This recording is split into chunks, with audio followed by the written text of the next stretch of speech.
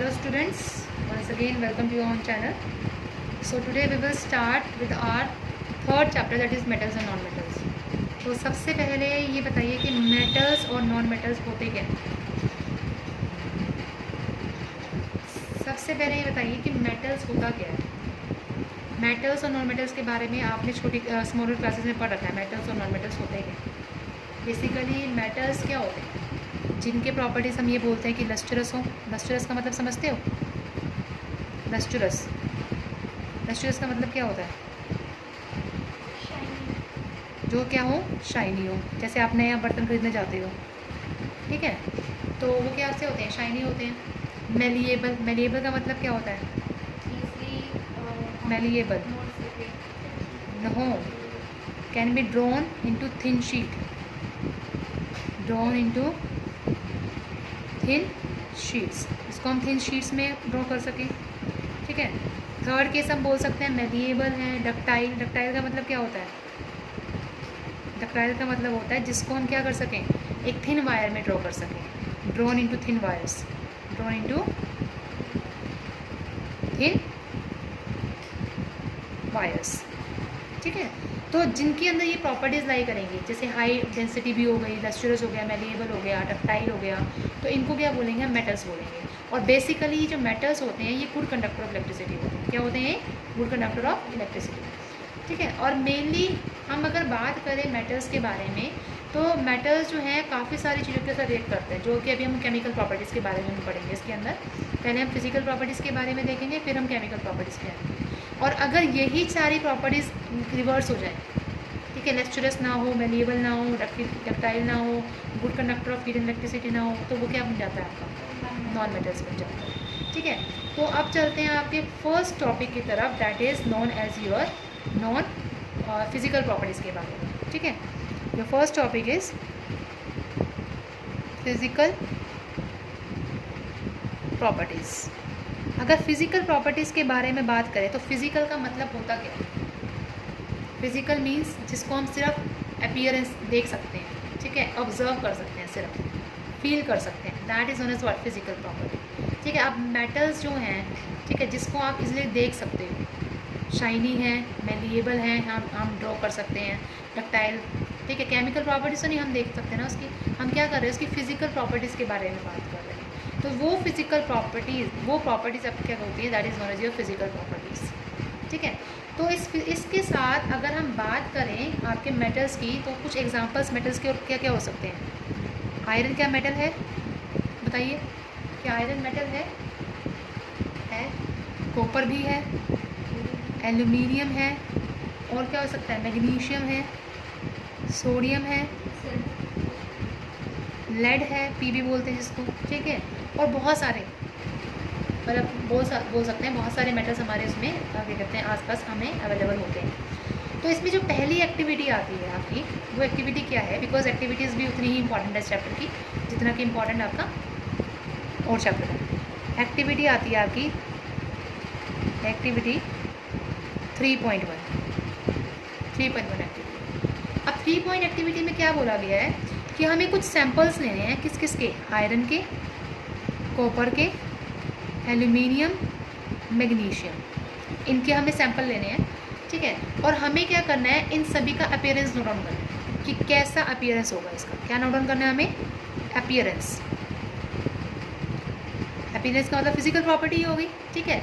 तो जब हम इसका अपीयरेंस देखेंगे तो ये देखेंगे कि इनका जो सरफेस है, सरफेस कैसा दिखाई देगा, अपीयर्स डल, हमें डल सरफेस दिखाई देगा, अपीयर्स डल, ठीक है। फिर हम क्या करेंगे, उनके सरफेस को क्या कहते हैं, रब करेंगे सैंड पेपर के हेल्प से, ठीक है। सैंड पेपर के साथ रब करने के बाद फिर दोबारा से उसके अपीयरेंस देखा। अब हमें सरफेस कैसा दिखाई देगा, after rubbing with sand paper, after rubbing with sand paper, sand paper के साथ रब करने के बाद वो हमें कैसा दिखाई देगा, शाइनी नहीं दिखाई देगा, shiny, it look shiny, shiny हो जाएगा। जैसे एक नया बर्तन होता है जब हम खरीदते हैं, ठीक है, दिवाली के टाइम पे भी खरीदते हैं हम बहुत सारे बर्तन, तो ऐसे भी नए बर्तन खरीदते हैं, तो वो कैसा होता है, उसका जो सरफेस होता है वो कैसा होता है, शाइनी हमें दिखाई देता है। इवन हम अपनी फ़ोटो भी देख सकते हैं उसमें, है ना, just like a mirror it works. तो सरफेस कैसा हो जाएगा, शाइन हो जाएगा।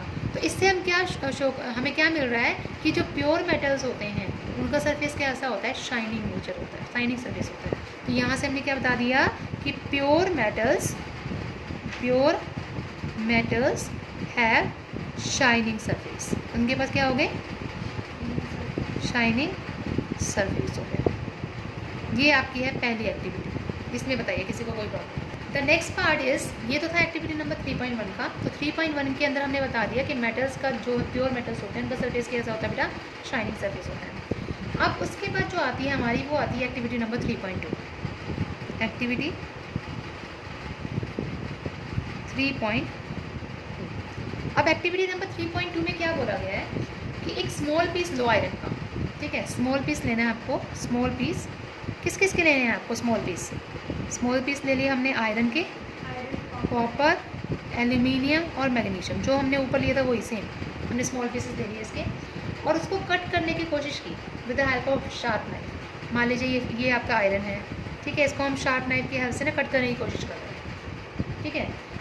तो आप अपनी ऑब्जर्वेशन नोट डाउन करिए कि क्या ये मेटल्स कट होंगे या नहीं होंगे, या डिफ़िकल्ट है इसको कट करना या इजी है इसको कट करना, ये बताइए। सबको कट करना डिफिकल्ट है एक्सेप्ट मैग्नीशियम, वाई मैग्नीशियम?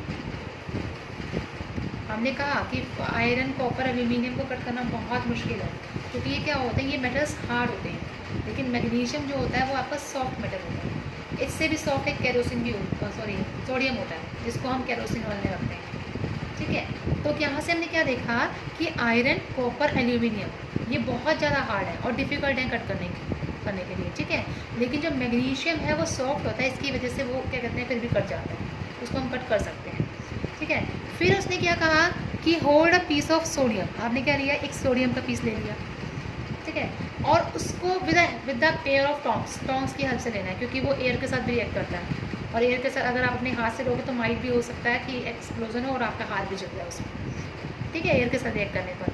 तो आपने सोडियम का पीस लेना है, किसकी हेल्प से, टोंग्स की हेल्प से। टोंग्स समझते हैं, जस्ट लाइक अ चिमटा टाइप होता है वो, ठीक है। तो वो जो टोंग्स हैं, अगर आप उसकी हेल्प से पकड़ रहे हो सोडियम को, और सोडियम को हम कहाँ रखते हैं, हमेशा केरोसिन में रखते हैं, ठीक है, इसको एयर में रखते हैं, क्योंकि एयर के साथ वो क्या होता है, हाईली रिएक्टिव होता है।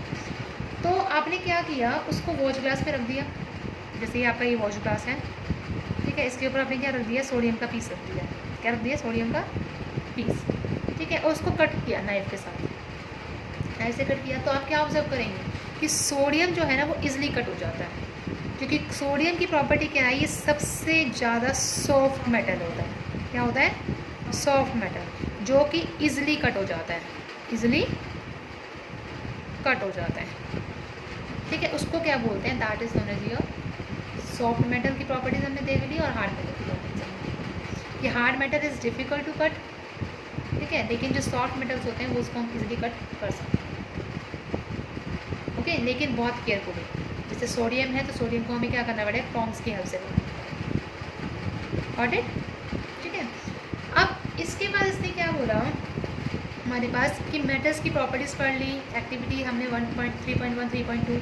तो यहाँ से हमें क्या पता चला कि मेटल्स जो होते हैं वो जनरली हार्ड होते हैं, और हार्डनेस जो है वो डिपेंड करती है मेटल्स टू मेटल्स डिपेंड करती है। यहाँ से हमने ये पढ़ा। इस केस में हमने पढ़ा था कि मेटल्स जो होते हैं, कुछ मेटल्स लस्टरस होते हैं, ठीक है, और वो भी डिपेंड करता है मेटल टू मेटल। यहाँ पे हमने पढ़ा कि मेटल्स जो है वो हार्ड होते हैं, ठीक है, और हार्डनेस जो है वो डिपेंड करती है मेटल टू मेटल डिपेंड करती है। यहाँ तक कोई दिक्कत, ठीक है। अब उसके बाद आता है आपका एक्टिविटी नंबर 3.3। एक्टिविटी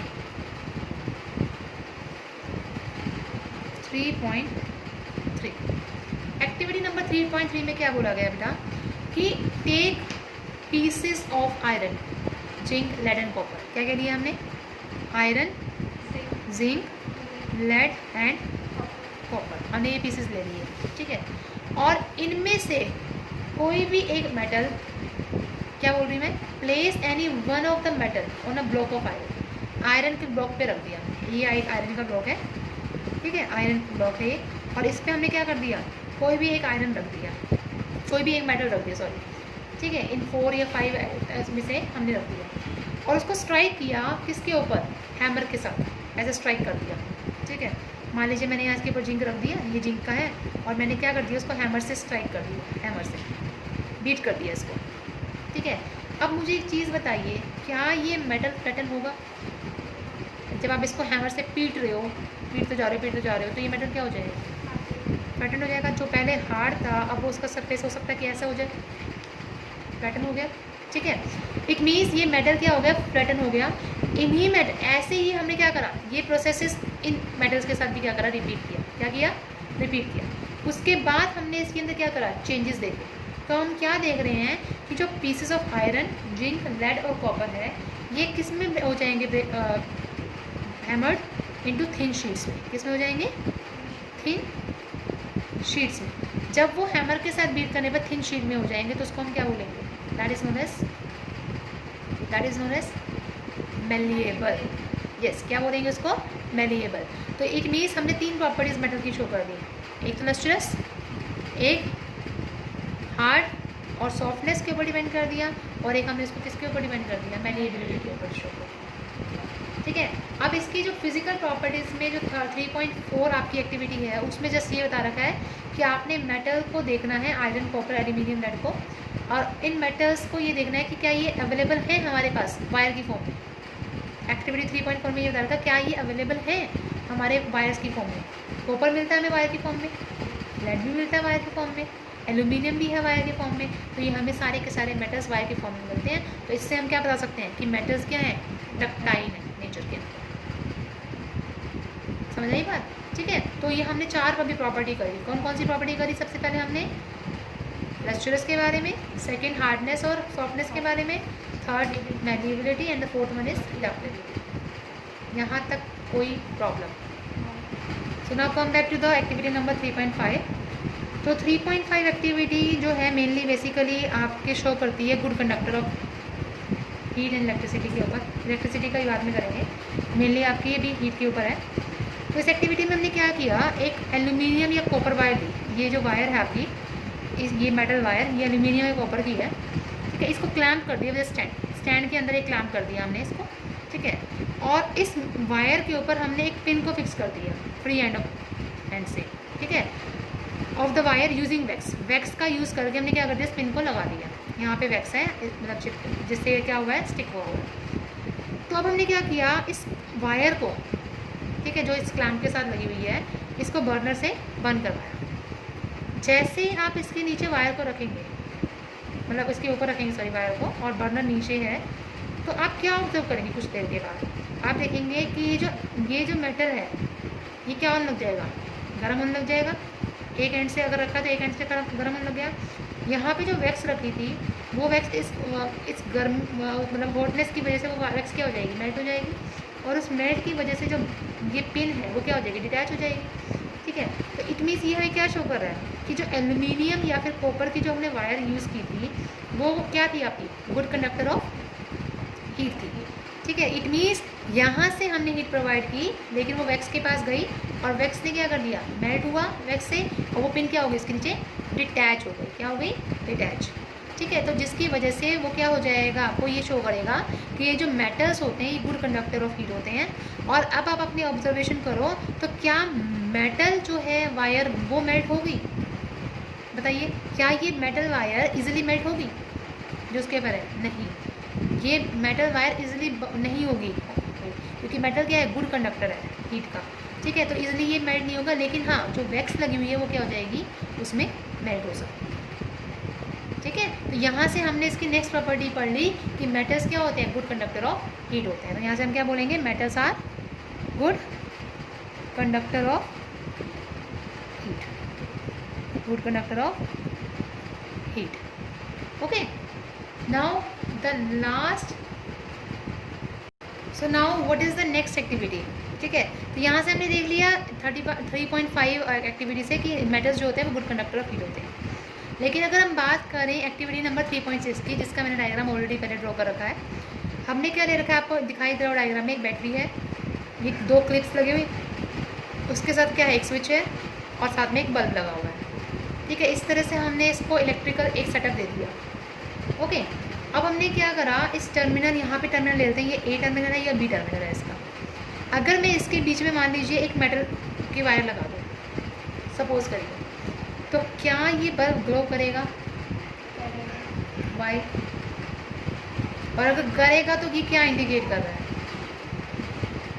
मैं इसकी जगह पे यस, ये मेटल को अगर मैं यहाँ अटैच कर दूँ, सपोज करिए एक आयरन नेल को लगा दूँ यहाँ पे, ठीक है, यहाँ से क्या होगा, सेल स्विच लगा हुआ है, स्विच से करंट पास आउट होगा, ठीक है, जैसे करंट पास आउट होगा इस कंडक्टर के हेल्प से क्या होगा, इसमें से करंट जाएगा, और करंट जब जाएगा तो ये बल्ब क्या कर जाएगा आपका, ग्लो कर जाएगा। लेकिन अगर मैं इसकी जगह ये पेन रख दूँ तो क्या तब भी बल्ब ग्लो करेगा? नहीं, बिकॉज ये बल्ब, ये पेन क्या है आपका, इंसुलेटर का काम कर रहा है, और ये किसका काम कर रहा है आपका, कंडक्टर का काम कर रहा है। तो कंडक्टर से तो इजीली कंडक्ट हो जाती है इलेक्ट्रिसिटी, लेकिन इंसुलेटर से हम नहीं करवा सकते इलेक्ट्रिसिटी को कंडक्ट। तो यहाँ से हमने क्या देखा कि जो मेटल्स हैं वो क्या होते हैं, गुड कंडक्टर ऑफ इलेक्ट्रिसिटी होते हैं, ठीक है। ये क्या होते हैं आपके पास, गुड कंडक्टर ऑफ इलेक्ट्रिसिटी। ये हमने इसकी 5th प्रॉपर्टी पढ़ी। पहली प्रॉपर्टी पढ़ी थी हमने लस्ट्रस, सेकेंड प्रॉपर्टी पढ़ी थी सॉफ्ट और हार्डनेस के ऊपर, थर्ड प्रॉपर्टी हमने मेलिबल पढ़ा था, 4th is ductility, 5th one is good conductor of heat and 6th one is good conductor of electricity.